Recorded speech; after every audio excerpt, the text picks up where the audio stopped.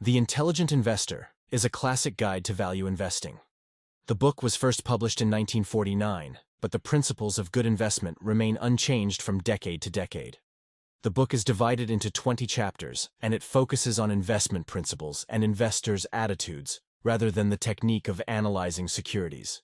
Graham emphasizes that intelligent investing consists of three things: a thorough analysis of a company and the soundness of its business practices before the purchase of any of its stock, making sure that you are protected against any severe losses, and aiming for adequate performance rather than aspiring to extraordinary results. The book is aimed at both the active and the defensive investor. The active investor is one who continually researches, chooses, and observes a mix of bonds, mutual funds, and stocks. The defensive investor, on the other hand, is one who is more passive and invests in a diversified portfolio of stocks and bonds. The book also covers topics such as portfolio policy for the aggressive investor, security analysis for the lay investor, and things to consider about per-share earnings. Overall, the book provides a wealth of knowledge concerning the financial markets and teaches readers how to minimize the chances of suffering irreversible losses, maximize the chance of achieving sustainable wins, and overcome self-defeating modes of thought that often prevent investors from reaching their full potential. Here are top 20 insights you can take from the book. 1. There are two kinds of investors.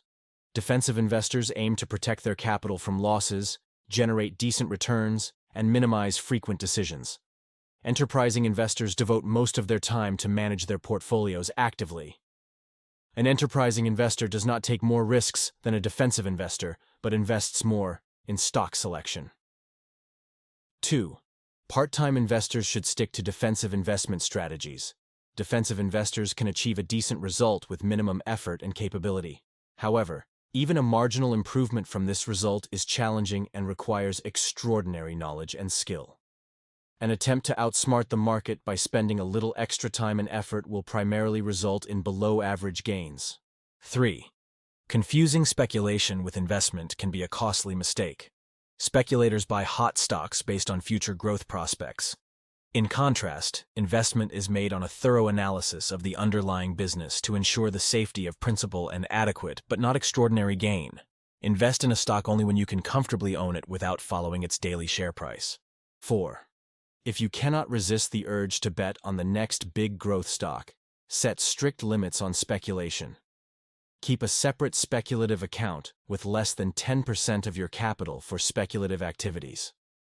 Never mix money from the investment account and speculation account. 5.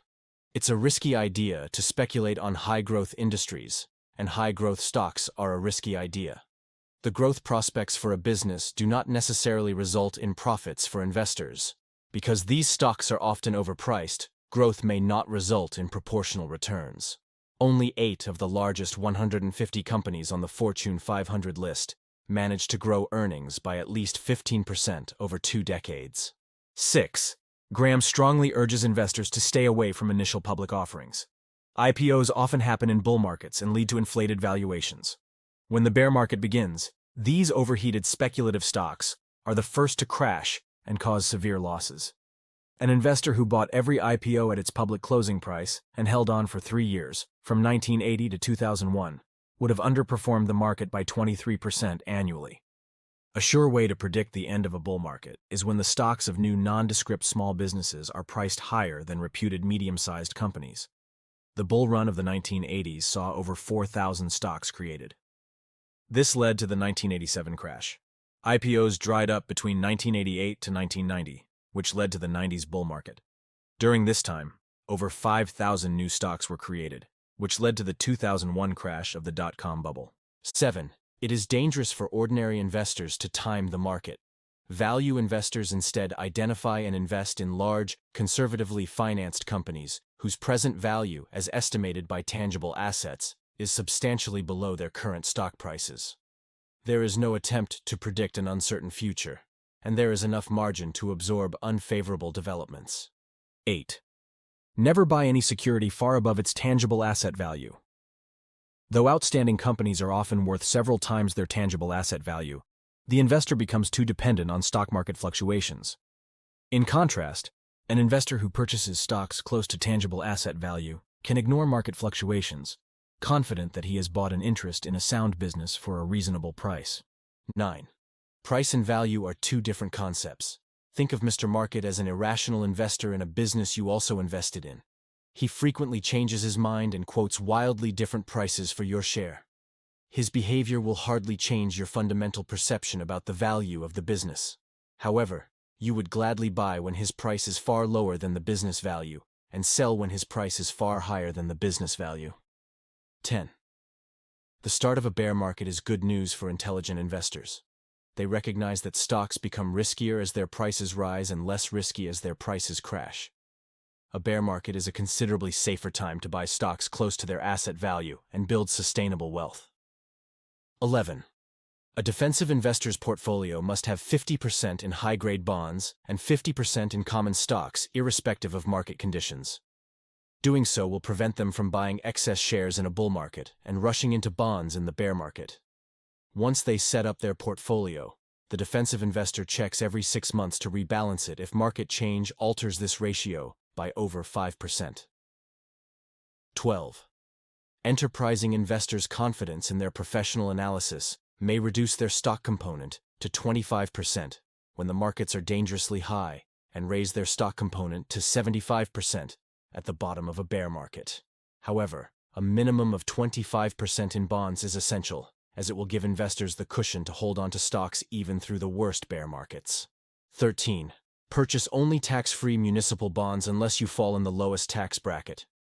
Choose bonds that mature in 5 to 10 years, as they remain relatively stable with interest rate fluctuations. Bond funds are an excellent choice for individual investors as they offer cheap and easy diversification to minimize risk. 14. Both Graham and Warren Buffett recommend index funds as the best long-term bet for defensive investors.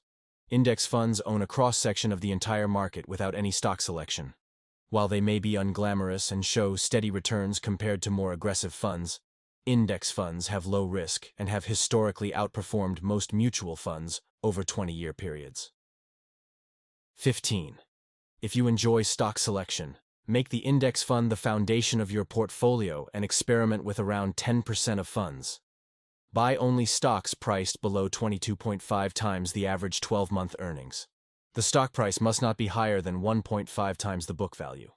If the book value multiplier is low, the earnings multiplier can be higher, but the product of the multiplier of earnings and multiplier of book value should not exceed 22.5.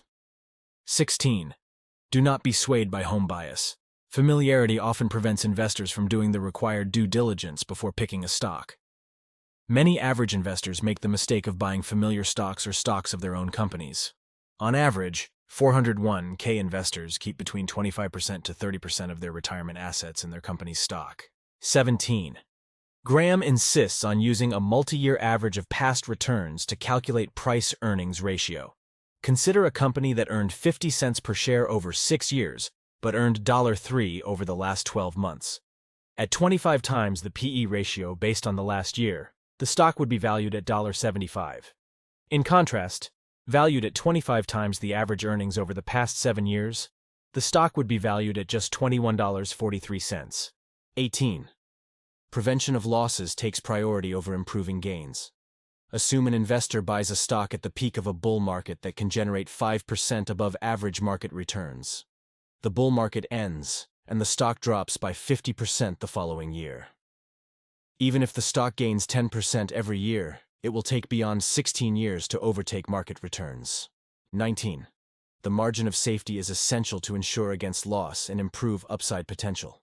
The stock price must be substantially lower than its underlying tangible asset value. In 1973, Warren Buffett invested in the Washington Post when it was priced at $83 million, and its assets were worth at least $400 million. The investment had both a substantial margin of safety and massive growth potential. 20. Graham designed his approach to craft a reliable portfolio that requires minimum maintenance and offers maximum odds of a steady return. By sticking to a formula for investment decisions, the defensive investor gives up the risk of speculating on stock movements and gains steady returns. After the initial curation, if the investor trades more than twice a year, it is a clear sign something has gone wrong. In summary, price and value are two different concepts, and stock prices frequently don't reflect a company's actual value. More risk does not necessarily correlate with more gain. On the contrary, a substantial margin of safety and the difference between stock price and fundamental asset value can protect against loss while improving potential upside. Value investing can help you create a core portfolio that frees you from the need to track market prices and guarantee maximum odds of a steady return. Thank you for joining us on this insightful journey through The Intelligent Investor by Benjamin Graham. Today, we've uncovered the timeless principles of value investing, delving into strategies that transcend market fluctuations. As you embark on your own investment journey, remember the wisdom of Graham, the importance of thorough analysis, protection against severe losses, and the pursuit of adequate performance over extraordinary results. If you found value in this summary, don't forget to like, share, and subscribe for more enriching content. And of course, let us know in the comments your key takeaways or if there's another book you'd like us to explore.